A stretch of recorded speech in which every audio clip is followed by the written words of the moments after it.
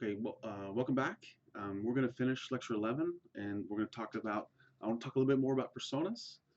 Uh, Recall that a persona is just this uh, typical user that you can be gathering requirements for. They're useful when you don't necessarily have access to actual users. Um, One thing that's really important is that these personas are as real as possible, and they're as fully developed as possible. Look at this profile over here of Toby Day, this persona of Toby Day. And we have her age, occupation, her status, what her goals are, what her frustrations are, a short backstory about her, and like a motivating quote. And even here we have some brands that Toby connects with.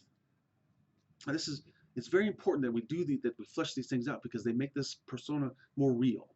Toby Day is not a real person, but you could see that you could easily develop something for her because she's almost real. And that's very, very important about personas. Had this been in class, what we would have done, we would have taken a break and developed some personas. But I want you to see here that these things are important when you create one. Name, age, gender, education level, skill set, some technical proficiencies, and then some sort of narrative, like a backstory. Who Toby is, who is Toby, what motivations, what's motivating Toby, what upsets her, what makes her frustrated, and then also it's also important to have a real photo, of some stock photo, because if you have some kind of outline or some kind of animation, then that's less to connect with. And we'll use personas to do a lot of role playing, and it's important for them to be real. So now that we have personas, how do we innovate? How do we come up with new ideas? And that's what innovation is. So we've already talked about brainstorming. And then I'm going to go over a few more that are out of this book called Thinker Toys, which is, I would say it's fairly classic in this realm. I'm going to talk about these four: center in a challenge, slice and dice, cherry split, and then some variations that you can do instead of just brainstorming. So first, let's talk about centering a challenge. And this is similar to what I've been doing in class with y'all when we're talking about problems, we're talking about whys. So how centering a challenge works is that you state your issue as a definitive question, beginning with, in what ways might I, let's say I want to increase sales, or let's say I want to get people to use Scholly. You say, in what ways might I get new users for Scholly? And then what you do is you substitute words in there by substituting synonyms. And so, instead of what ways might I get people to use Scholly, you say, what ways might people adapt Scholly, or what ways, instead of what's a synonym for use, maybe actions, or I'm not good at coming up with synonyms. But you play with these synonyms, and that kind of gets your thinking somewhat flexible. And then once you kind of happy with the restatement of your issue, then you start to ask why. Why do people want to use Scholly, or why is, because they want to save money. Well, why do people want to save money? Well, because college is expensive, and you keep going up until you hit some level that you feel comfortable with. And so once you kind of stretch it to this broader perspective, then you come in and you squeeze it. And so here you want to try to narrow it back down. So, how else might someone find a scholarship? How else might someone save money? How else or why else would someone want to do this, etc. And this will help you. This is a framework to help you think about more ideas and try to come up with new ideas. And this next technique is called slice and dice. And the idea here behind slice and dice is that sometimes you kind of get lost in the big picture.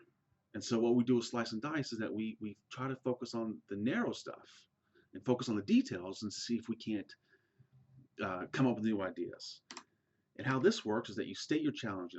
How might I get people to save money on scholarships?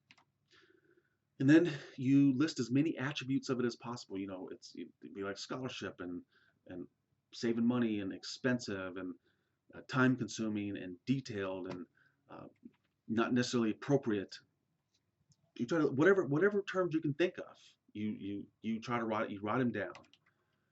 And then what you do is that you take each attribute one at a time and you ask, how else can this be accomplished? And you ask, why does this have to be this way? And you want to be as fluent and as flexible as possible. And this is, this is kind of what we talked about before with divergence, with brainstorming. You just want to go with it, have fun with it, and be expressive. Um, some some ways to help you think about different attributes. You can think of these categories like descriptive. You can talk about the shape or the sound. You also can talk about the process. You know, what's the process of doing filing for a scholarship? You can talk about any kind of social response. Any kind of social aspects like, the burden of students with tuition. I mean, it's a big social issue right now. To talk about price, you can also talk about any ecological effects. I'm not sure there's much with scholarships, but that's just something to consider.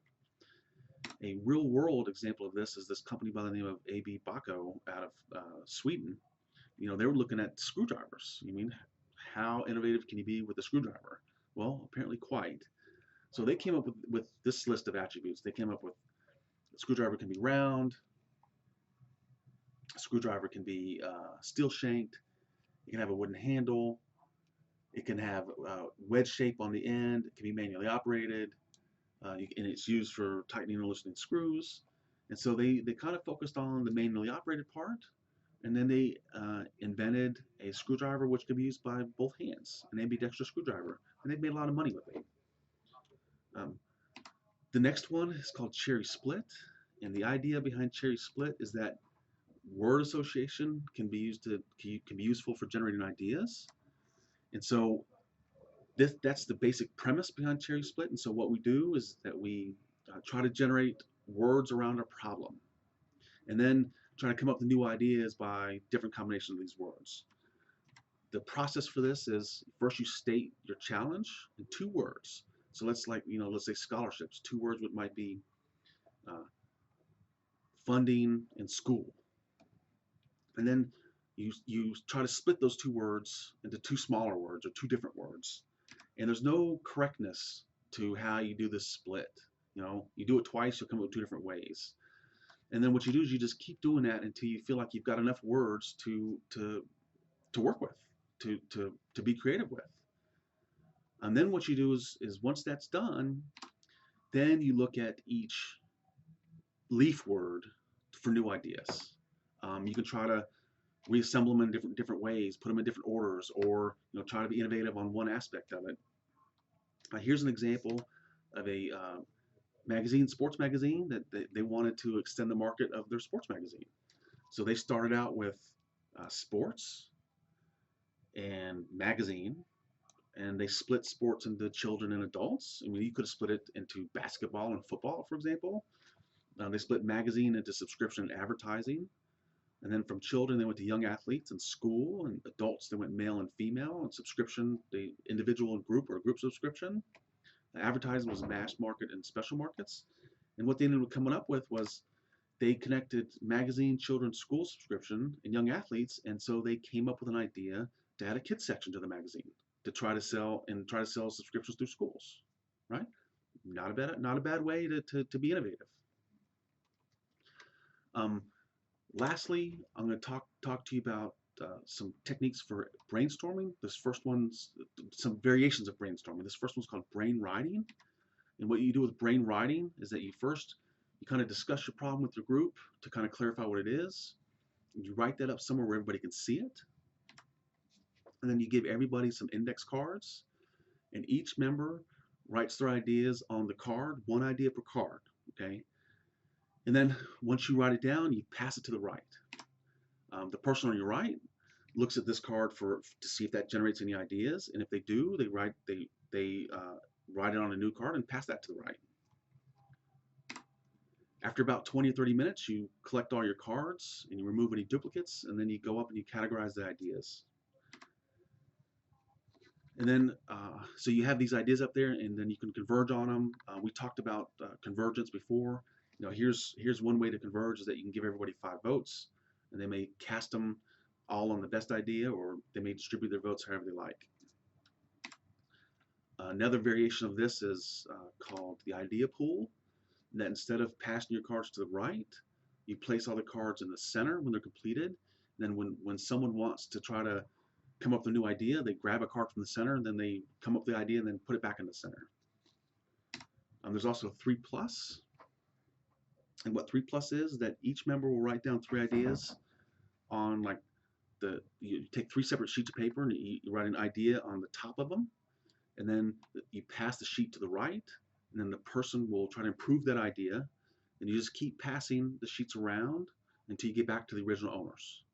And then hopefully you've got some building there. And then also if you're in a very small group, you can just pass it around a few times to see if you can't keep building on it.